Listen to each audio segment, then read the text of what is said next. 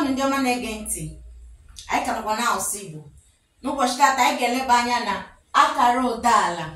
Akara ụdaala. Cheta na akara eji ezipụta akara ụdaala bụ akara a na-akatụ ala. A na-akatụ ala.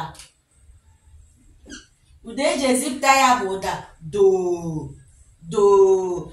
Ịkpọgide doo ruo echi, onwe ihe ga-eme gị n'olu. Ọ dadala na doo doo.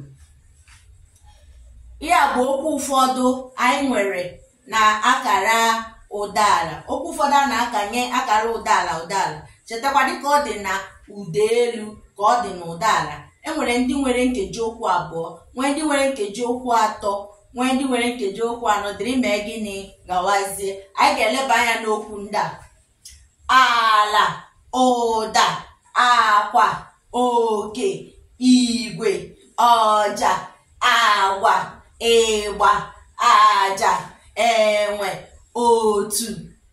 Anyị ga-agụkwa ya ọzọ: ala, ụda, akwa, oke, igwe, ọja, agwa, ịgba, aja, enwe, otu. Ihe niile a na-ada gịnị? Dodo dodo dodo dodo dodo. Ọ na-ada gịnị? Ala ala. Ihe a bụ ụfọdụ okwu ndị anyị nwere na gịnị n'ịkanye akara ụdaala. Anyị ga-akwụsị ebe a. Sonyela anyị na peji anyị bụ Igbo Language with Cassie ka ọ dị oge ọzọ. Ndewonu.